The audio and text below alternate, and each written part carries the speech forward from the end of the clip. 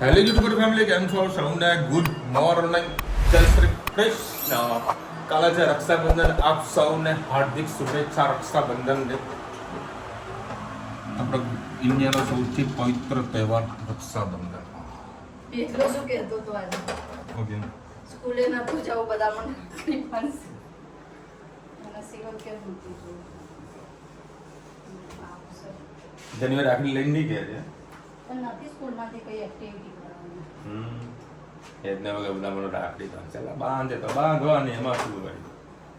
Okay, પેલી bottle રાખો સોડી. આપણે જો સ્કૂલની અંદર રક્ષાબંધન રાખડી બાંધતા હતા, મતલબ બંધાવતા હતા, મતલબ તહેવારનું સેલિબ્રેશન કરતા હતા. શું આપું?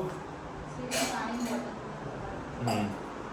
અને આ કાલે ખૂબ સરસ મજાનો પ્રોગ્રામ છે આપણા ઘરે. ચાલે એ બોટલ. સરસ મજાનો પ્રોગ્રામ રાખેલો. નવા કપડા પહેરી લીધા, કાલે જૂના પહેરશે. હા, નાઈટની ટી-શર્ટ પહેરશે કાલ. નાગલા નાઇટ એન્ડ ટી-શર્ટ પહેરવાની.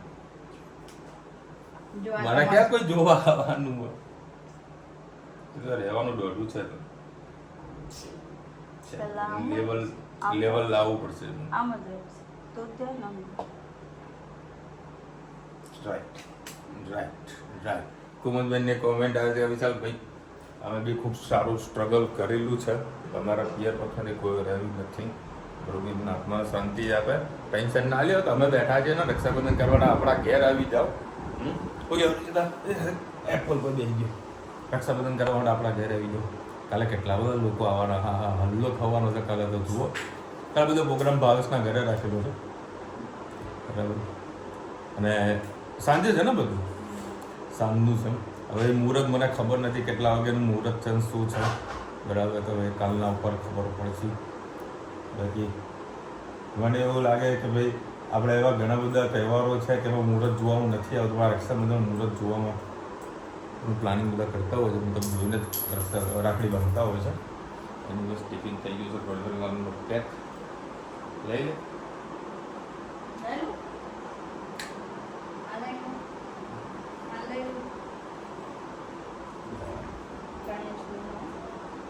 આ રોજી તમને ઓનલાઈન લિંક મોકલા કે વિશાલ મારા ચણિયા ચોળી જુઓ છો.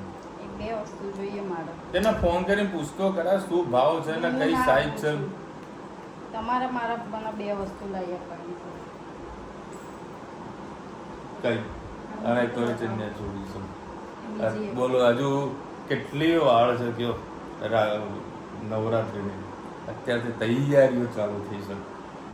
જય શ્રી કૃષ્ણ. આજે આપણે બનાવીશું દૂધીન ચણા દાળ. એના માટે મેં 3 કળી તેલ લઈ લીધું. એમાં જીરું એડ કરીશું. રાઈનું એડ કરવાનું. રાઈનું લસણ એડ કરીશું. લસણની પેસ્ટ તો સરસ લાગશે. લસણ પણ એડ કરવાના અને વાટેલું મરચું પણ એડ કરવાનું. હિંગ એડ કરી દઈએ સાથે સાથે.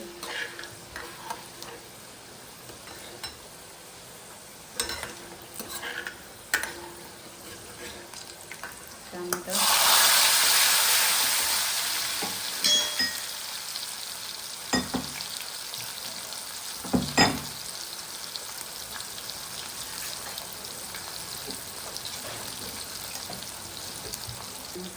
હવે આપણે એમાં વાટેલું મરચું છે એડ કરીશું. આપણે ડુંગળી એડ નથી કરી.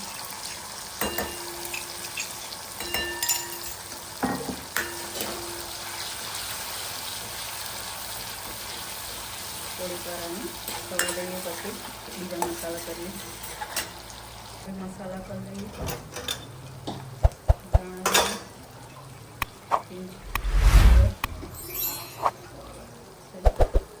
મરચું, મીઠું એડ કરી દઈશું. ફરીથી સહેજ એડ કરી દઈએ મીઠું. ધાણા એડ કરી દઈએ.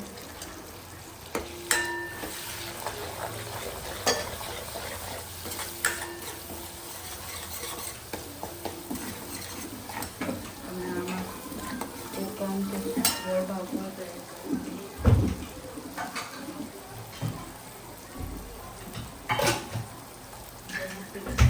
ગોળ એડ કરી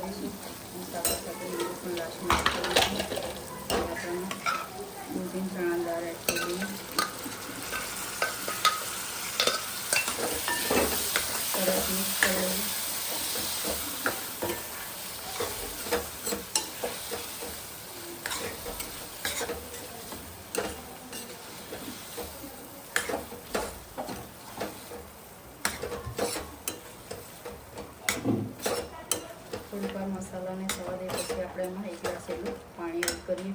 હવે આપણે એમાં પાણી એડ કરી દઈએ. ભાત સાથે ખાવાનું છે એટલે થોડીક વાર ઉકળવા દઈએ. પછી લીંબુ એડ કરીશું. સરસ આપણી દૂધીની ચણાની દાળ ઉકળી ગઈ છે. હવે આપણે લીંબુ એડ કરી દઈએ. સરસ આપણું દૂધીની ચણાની દાળનું શાક તૈયાર અને ભાત સાથે પણ ખાવાની ખૂબ જ મજા આવતી હોય છે. તમે પણ ટ્રાય કરજો. આ ગરમ ગરમ ઘરે હોય બધા તો રોટલા સાથે પણ ખૂબ જ મજા આવે છે. ચલો આવજો. જય શ્રી કૃષ્ણ. આજે વળી આશ્રમમાં જોવા ખાલી પબ્લિક ફૂલ જમાવડો છે. પગ મૂકવાની જગ્યા નહીં આજે તો આશ્રમની અંદર. જય શ્રી કૃષ્ણ. આજે આપણે બનાવવાનું છે સેવ ઉસળ. એના માટે મેં તેલ લઈ લીધું છે 3 પડી જેટલું. આપણે જીરું એ કશું નથી નાખવાનું, ડાયરેક્ટ જ ડુંગળીની પેસ્ટ એડ કરવાની છે. મેં ડુંગળી અને આદુ સેવ એડ કરી દીધું છે.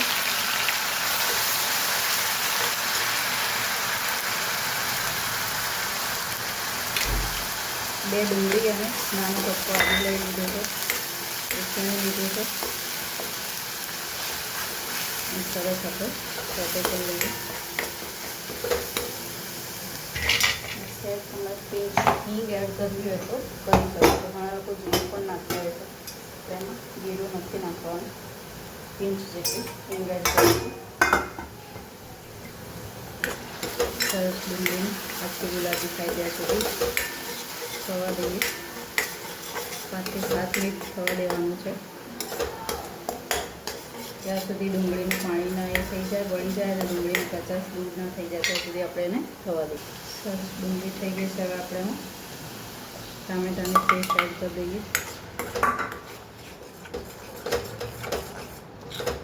સરસ આ પેસ્ટને પણ 5 થી 7 મિનિટ થવા દઈએ.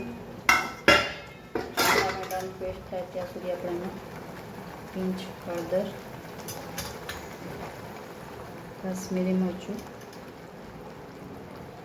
તીખું મરચું અને વટાણા બાફતી વખતે એમાં આપણે મીઠું એડ કર્યું છે એટલે માપનું મીઠું એડ કરીશું. વટાણા મેં આજે લીલા વટાણા અને સૂકા વટાણા 2 જાતના વટાણા મિક્સ કરીને લીધા છે. તમે એ રીતે બનાવજો, ખૂબ જ મજા આવશે. અને 2 સૂકા અને લીલા 2 મિક્સ વ્હાઈટ વટાણા 2 કઠોળના લેવા હોય તો પણ તમે લઈ શકો છો. બસ હવે આ ગ્રેવીને સરસ થવા દઈએ. ટામેટાની એકદમ કચાશ ઓછી થઈ જોઈજો. તમે ટામેટાની કચાશ ઓછી નહીં થવા દો તો તમને ઉસળ ખાશો ત્યારે એમાં તમારે કાચો કાચો સ્વાદ આવશે અને મરચાંનો પણ કોરો સ્વાદ આવશે તો ખાવાની મજા નહીં આવે. એકદમ પ્રોપર પાકી જાય પછી તમારે અંદર વટાણા એડ કરવાના છે. આને 8 થી 10 મિનિટ ઢાંકીને થવા દેવું તો તમે ઢાંકીને પણ થવા દો અને ખુલ્લું થવા દેવું હોય તો ખુલ્લું પણ થવા દઈ શકો છો. તેલ તો છૂટું પડી જશે પણ ટામેટાની કચાશ જલ્દી ઓછી નહીં થાય એટલે એકદમ ધીમા ગેસે આને થવા દઈએ. એટલે મીઠું નાખવાનું રીઝન શું કે ટામેટા જલ્દી પાકી જાય અને તમે ટેસ્ટ કરો તો તમને આઈડિયા આવે કે ટામેટા પ્રોપર પાક્યા છે કે નહીં. ચલો થોડીક વાર આને થવા દઈએ. બસ સરસ આપણે ગ્રેવી થઈ ગઈ છે. હવે આપણે એમાં વટાણા એડ કરી દઈએ.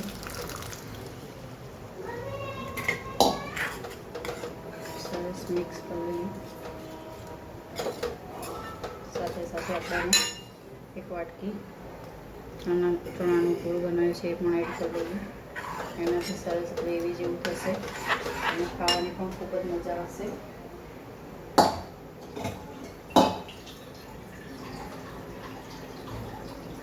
થોડીક વાર એને ઉકળવા દઈએ.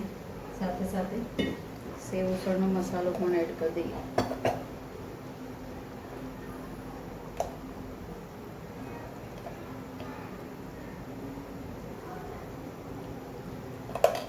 સરસ મિક્સ કરી લઈએ.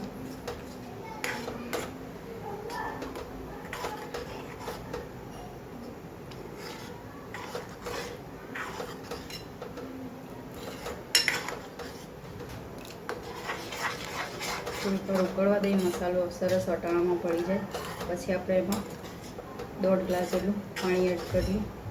કેમ કે આવું રગડા જેવું ખાવાની મજા નહીં આવે. ગાંઠિયા સાથે થોડું ઢીલું હશે તો ખાવાની ખૂબ જ મજા આવશે. પાવ ના હોય તો રગડો ઢીલો જ રાખવો અને પાવ હોય તો રગડો આવો તે જાડો રાખો તો પાવભાજી જેવો ટેસ્ટ આવશે. તમને જેમ અનુકૂળ આવે એમ તમે બનાવી શકો છો. થોડીક વાર થઈ જાય એટલામાં આપણે પાણી એડ કરીશું. રગડો આપણો થઈ ગયો છે. આપણે ગેસની ફ્લેમ ફૂલ કરી અને પાણી એડ કરી દઈએ. સરસ અને ઉકળવા દઈએ. સાથે સાથે ધાણા એડ કરી દઈએ અને જે તરી બનાવવાની છે લસણની ચટણીને એની આપણે તૈયારી કરીએ. લસણની ચટણી માટે મેં આવી રીતે 5-6 લીલા મરચાં પલાળેલા મરચાં લઈ લીધા છે. એમાં આપણે લસણ એડ કરીશું.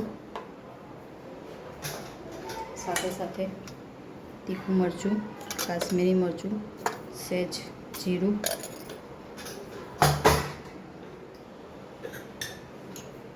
મીઠું અને સેવસણનો મસાલો પિંચ જેટલો એડ કરીશું અને પાણી એડ કરીને એની સરસ ગ્રાઇન્ડ કરી લઈએ. સરસ આપણી ચટણી તૈયાર થઈ ગઈ છે. હવે આપણે તરીને તેલ ગરમ કરીને બનાવી લઈશું. તમારે એકદમ મરચાંની અને તેલને મીઠું નાખી બનાવે તો પણ બનાવી શકો છો. ખૂબ જ તીખી થઈ છે. ઢાંકણું ખુલ્યું એટલે ખૂબ જ તીખી સ્મેલ આવી રહી છે, સુગંધ આવી રહી છે. બસ તેલ ગરમ કરીને આપણે એમાં ચટણી એડ કરી દઈએ. ફૂલ ગેસમાં તેલમાં એડ કરશો તો ચટણી બળી જશે. એટલે કાચા તેલમાં જ આવી રીતે તરી બનાવી લેવાની છે. સરસ આપણી તરી પણ તૈયાર થઈ ગઈ છે. હવે આપણે સેવ ઉસળને સર્વ કરીશું. ચલો હવે અત્યારે આપણે પહોંચી ગયા છે તોરણવાળી ચોક અને અત્યારે રુચિતા બનાવવાની છે બરોડાનું ફેમસ એવું સેવ સળ. અને જો અત્યારે રાખડીઓનો વેપાર જબરજસ્ત ચાલી રહ્યો છે. હા, ટ્રાફિક તો યાર સદા બહાર છે. મહેસાણાનું હાટ છે. મહેસાણાનું હાટ કહેવાય તોરણવાળી ચોક. હવે આ બાજુ લે ને પનવેલ નીકળ જાયગી. અને અત્યારે લેવાનો છે લીલી ડુંગળી. લઈ લીધે? સરસ. લીલી ડુંગળી લેવા લઈ લીધી છે. આ જો રસ્તા વચ્ચે હતા ને શાકભાજીવાળા ઉભા રહે, કારણ કે હપ્તા જતા હોય ને એટલે કોઈ ટેન્શન ના હોય લોકોને.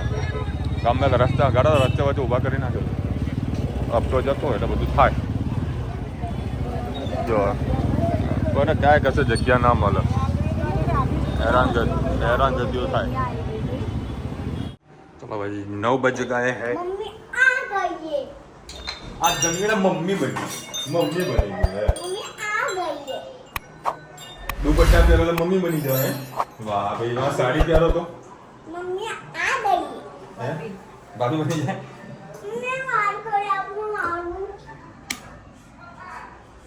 अरे तुमने जो ट्राफिक बताई ना, हमारा આગળ પેલા બે ત્રણ છોકરા કદાચ જોયા હશે.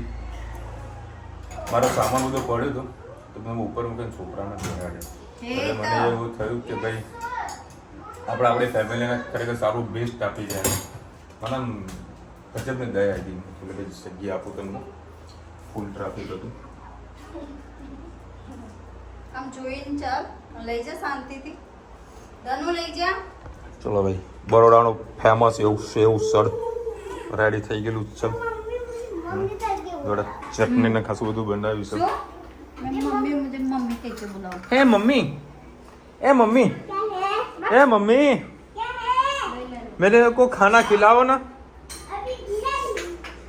तूने क्या पकाया वो तो बता मम्मी. और छाछ है तेरे पास मम्मी? हाँ मम्मी ये वटाना लेके आना. આ કોના માટે? ધનવી માટે સ્પેશિયલ. ઓહ લો આ ચમચો લે. દેખો ભાઈ આજનું સ્પેશિયલ છે ચટણી લીલી લસણની. જો મસ્ત તરી બનાવી છે.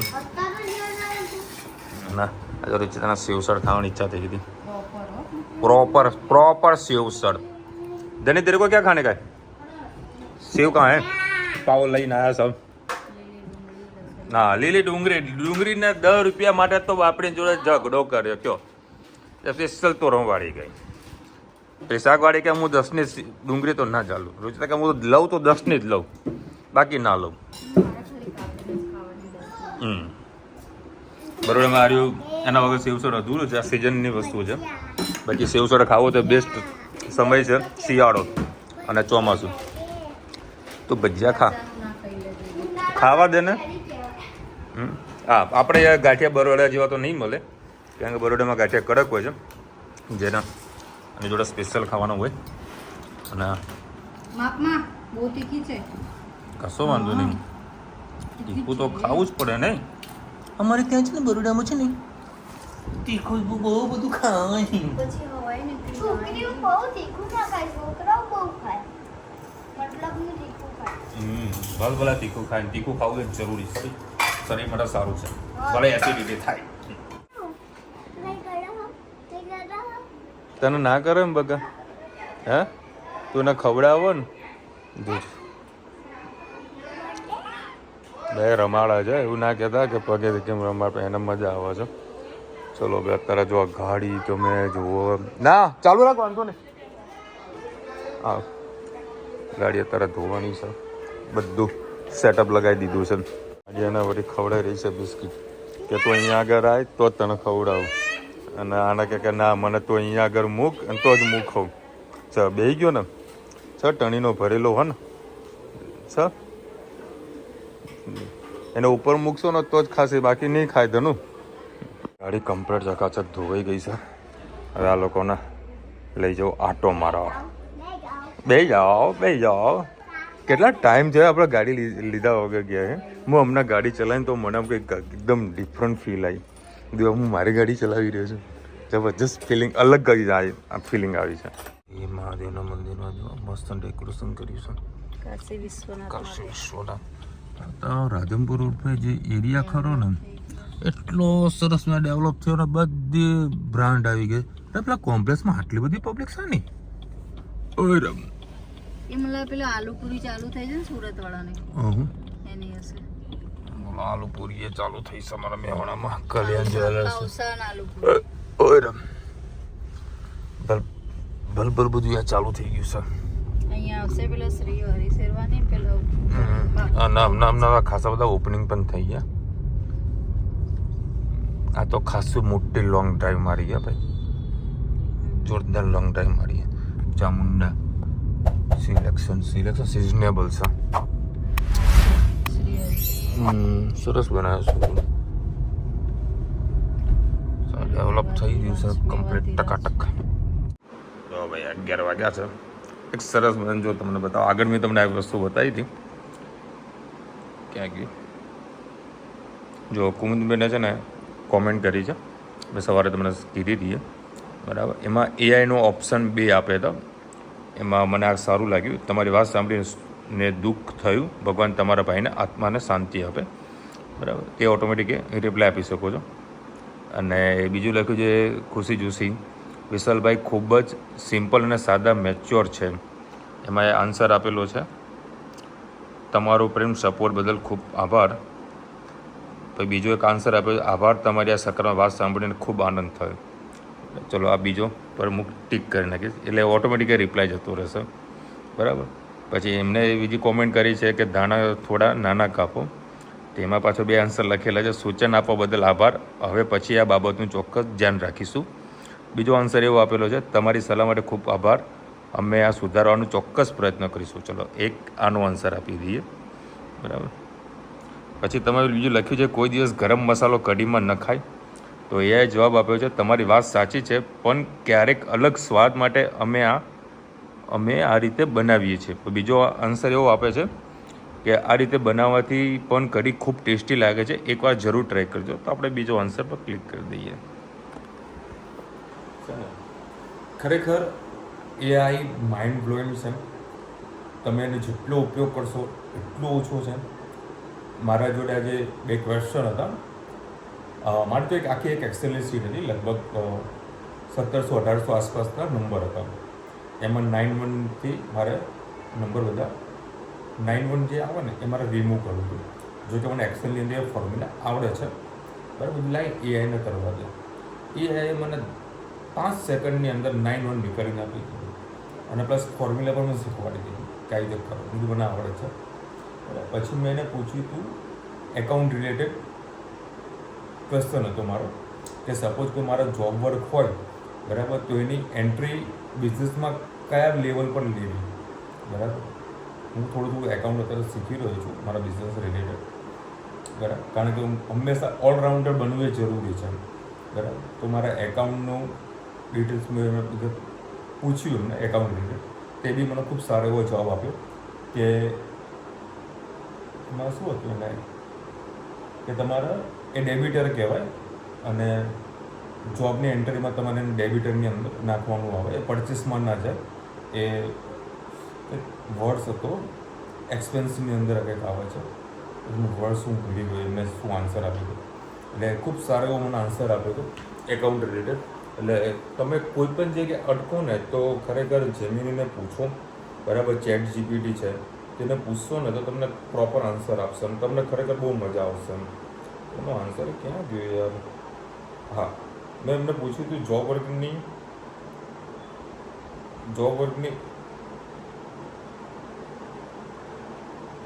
ક્યાં ગયો આન્સર?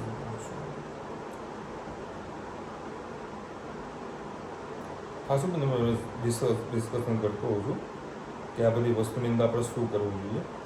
જો મેં એમને શું પૂછ્યું, જેમની આપણે કોઈ એકાઉન્ટ આપણા ધંધા કોઈ ફેબ્રિક જોબ વર્ક હોય મારો, તો હું મારું કપડું આપું છું અને એની બાકી મારે બિઝનેસની ડિટેલ્સ લખી હતી.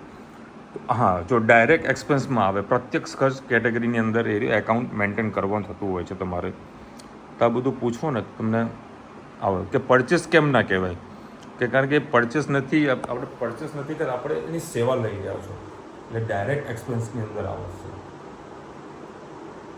ભાઈ હું તો આર્ટ્સનો વિદ્યાર્થી છું બરાબર, ભગવાનની દયાથી મને આ બધામાં રસ છે. બાકી મારો જે હાલ ધંધો છે ને એમાં એકાઉન્ટનું કામ બહુ ટફ છે. સિંગલ માણસને હેન્ડલ કરવું, સ્પેશિયલી એકાઉન્ટન્ટ હોય તો જ આ બધી વસ્તુ હેન્ડલ કરી શકે બરાબર. પણ તો પણ છતાંય ધીરે ધીરે શીખું છું કે અટકી પડીએ તો એઆઈ બેઠું છે, એ આપણને શીખવાડી દેશે. ઓલવેઝ ટ્રાય કરો, કંઈક શીખો. તમે એઆઈને એવું પૂછશો ને કે મારા કરોડપતિ બનવું છે તો મારે શું કયા સ્ટેપ લેવા જોઈએ, ચલો પૂછી જાઓ, મગજ ખાઈએ.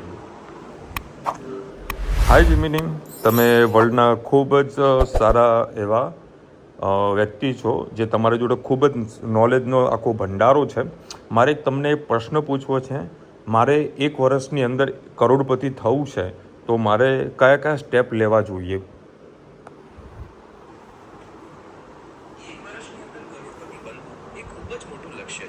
સામાન્ય રીતે આ માટે અસાધારણ આવડત, યોગ્ય પ્લાનિંગ અને ખૂબ મોટા જોખમની જરૂર પડે છે. ટૂંકા ગાળામાં ઝડપથી પૈસા કમાવાના પ્રયાસમાં મોટું નુકસાન થવાની શક્યતા પણ રહેલી છે.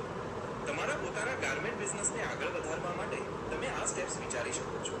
બિઝનેસને સ્કેલ કરો, તમારા વેચાણ બર્નેસ્ટરને વધારો અને નવા હોલસેલર્સ કે ક્લાયન્ટ્સ શોધો.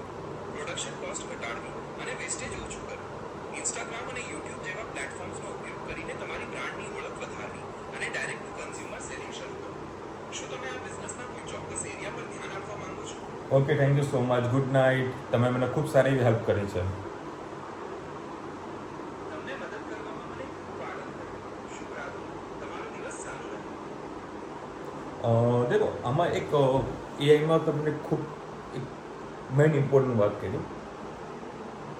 આપણે સામેવાળા વ્યક્તિને જેવી રિસ્પેક્ટ આપીશું ને એવા આપણને આન્સર મળશે.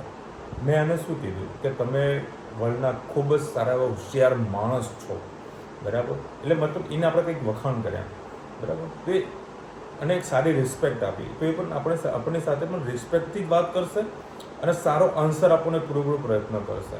અને તમે ગમે તે પૂછો, બહુ મજા આવશે તમને. આની આ એઆઈના જોડે મારી આખી હિસ્ટ્રી પડેલી છે.